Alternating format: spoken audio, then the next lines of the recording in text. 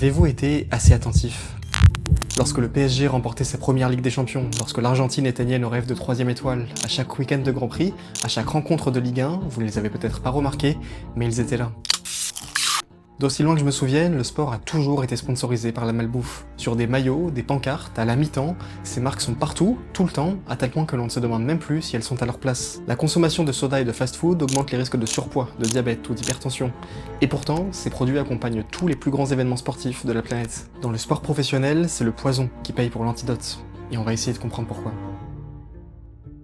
L'intégralité des marques que l'on vient de voir commercialisent des produits ultra transformés. C'est un terme qu'on entend un peu partout, mais il a une vraie définition scientifique. On parle d'ultra transformation pour des préparations composées à partir de substances dérivées d'aliments et d'additifs, avec peu, voire aucun aliment intact, et dont l'objectif est la praticité, l'attractivité et la rentabilité. Un nombre croissant d'études affirment que la consommation de ces produits augmente le risque de certains cancers, de dépression et de presque toutes les causes évitables de mortalité.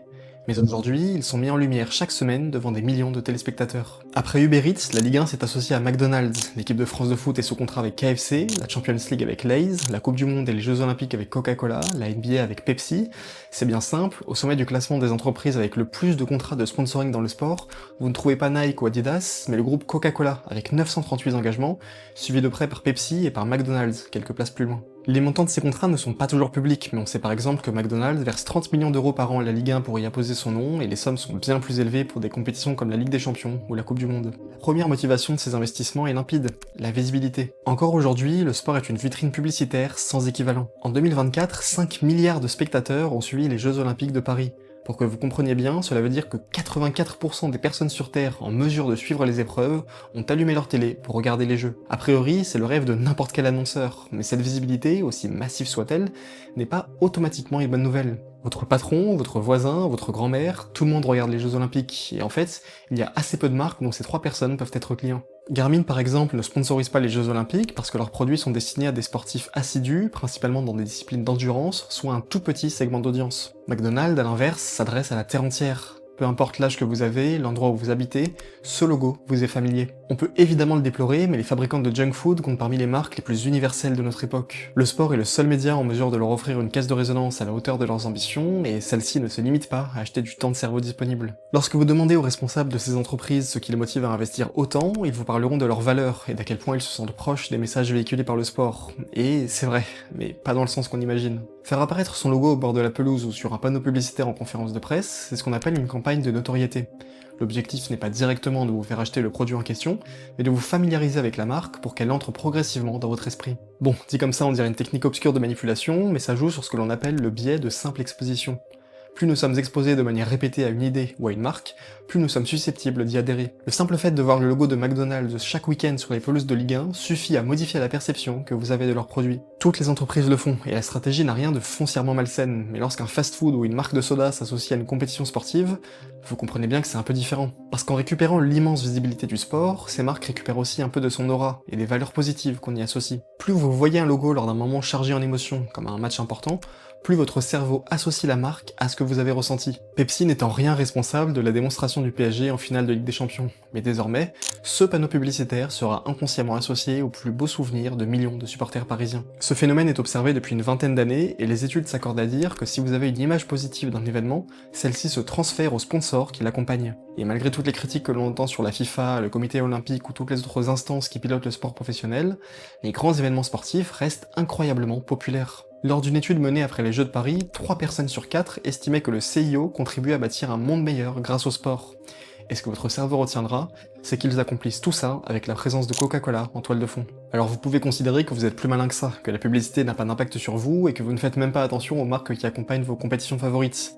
Personnellement, ça me semble un peu présomptueux, mais je veux bien vous croire. Par contre, est-ce que vous auriez tenu le même discours quand vous étiez enfant ? En 2015, des chercheurs ont mené une expérience lors de laquelle des groupes d'enfants âgés entre 6 et 11 ans ont regardé 2 publicités différentes pour la même marque de céréales.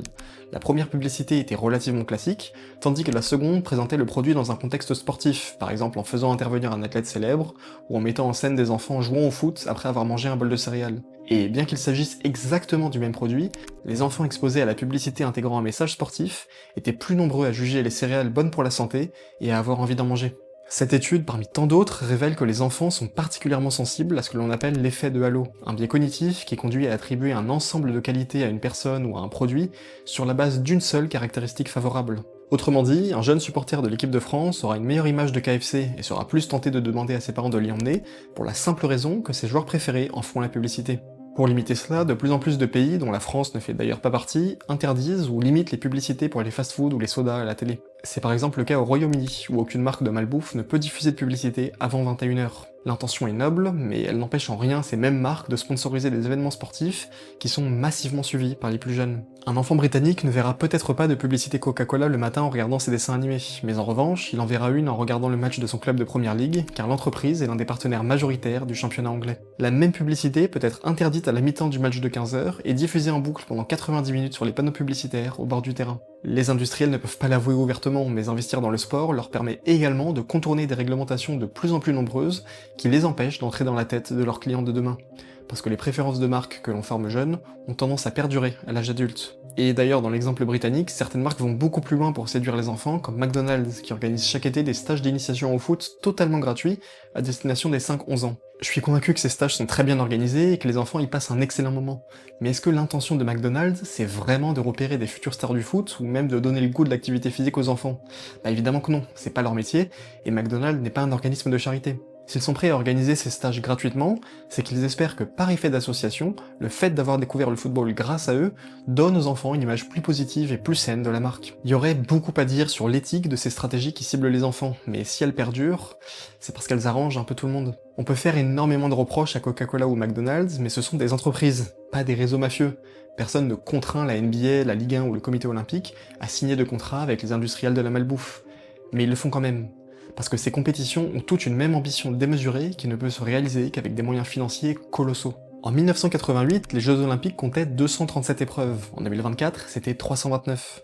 La prochaine Coupe du Monde de foot se jouera à 48 équipes, la Ligue des Champions comporte plus de matchs qu'avant, bref, les compétitions sont de plus en plus nombreuses, de plus en plus grosses, et donc de plus en plus chères. Et la réalité, c'est qu'assez peu de marques ont à la fois la capacité financière d'investir dans ces événements, et une notoriété suffisante pour le justifier. Quand on parle de McDonald's, de Coca-Cola ou de Pepsi, on parle de groupes internationaux, valorisés à plusieurs centaines de milliards de dollars, et qui sont présents à chaque coin de rue, dans presque chaque supermarché du monde entier. Le comité olympique n'a pas la possibilité d'afficher des pancartes dans chaque ville de la planète pour vous dire de regarder les Jeux Olympiques, mais ils peuvent compter sur les marques du groupe Coca-Cola pour commercialiser dans le monde entier des bouteilles spéciales aux couleurs de l'événement qui vous rappelleront d'allumer votre télé pour suivre les épreuves.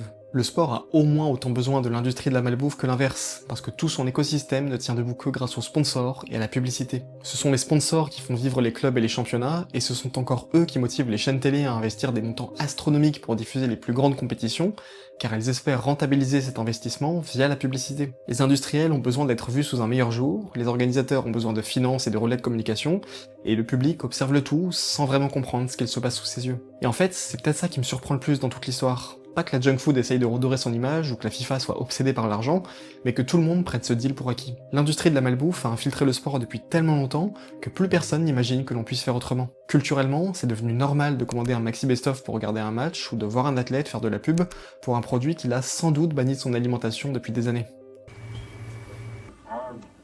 Il y a quelques semaines, un rapport s'est intéressé au traitement médiatique réservé au deal entre Coca-Cola et les Jeux Olympiques. Sur les 85 l'article analysé, à votre avis, combien ont donné la parole à des professionnels de santé?